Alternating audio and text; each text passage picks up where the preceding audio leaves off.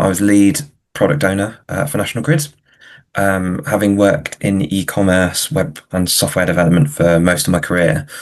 And I've always regretted not going to university when I was younger. I've been very lucky in my career to have progressed as far as I have without a degree, and through sheer determination.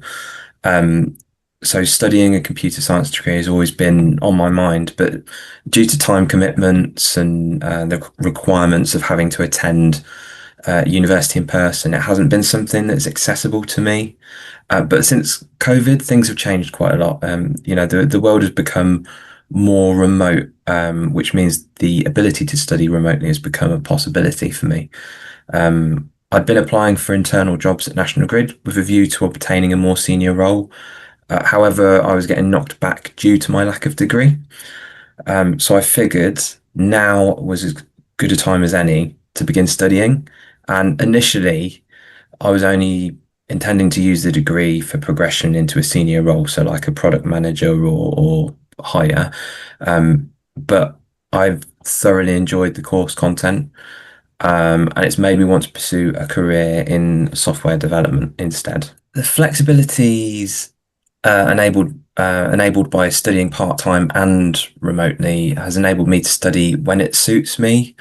So, you're not stuck to a sort of block where I've got to study. However, I am a bit of a workaholic, so I tend to study most of the day when work allows me. But it means I can really get ahead of my studies. So, if I'm going away on holiday or something, it just allows me to study whilst I'm away, or should I need to travel for work, etc. The only thing that isn't flexible is the assignment deadlines, understandably. So I often have the deadlines written in my calendar, so that I'm able to plan my assignment commitments around my life and work.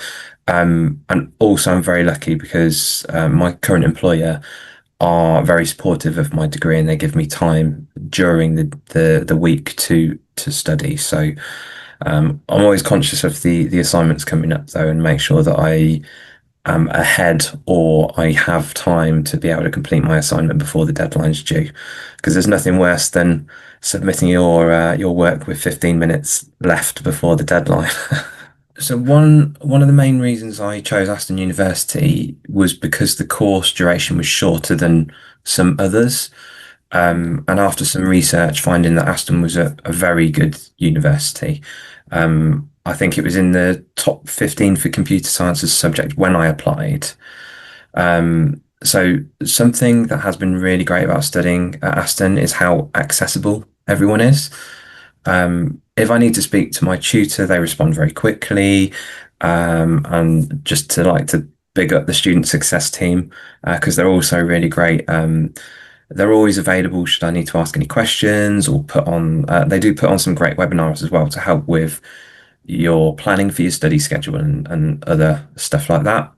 And then the final thing I would like to say is that my cohort has been really great. As we've all got to know each other. And we've got a little WhatsApp group set up by one of my fellow students, so we can all chat and query anything. So if we come across an issue, we can all work together to try and find a solution for that. So my friends will tell you I can't shut up about studying at Aston. I'm very proud that I've been accepted to study a computer science degree at Aston, and it's something I didn't even think was possible. Um, I didn't think before I applied last year that I had the right level of qualifications because I've only done my GCSEs in secondary school before heading into permanent employment. So I've got a lot of experience in my career, but not necessarily the academic qualifications. So I had a chat with the applications team and they reassured me I might be accepted based on my career experience. I really didn't want to have a chat with them, as I was very pessimistic about my chances of being offered a place. So, understandably, I was over the moon when I received an offer. And I know it sounds a little bit cliche, but I always believe nothing is impossible. And even if you think you won't be accepted, just have a chat with the applications team. They'll review things for you and they'll let you know. They'll even help you with the applications. So, you're never too old as well. I'm 38 years old now, and I started studying when I was 37. And I 100% thought I would never study at university. And now I'm a year into my 4-year course with a view to studying a PhD at the end, potentially.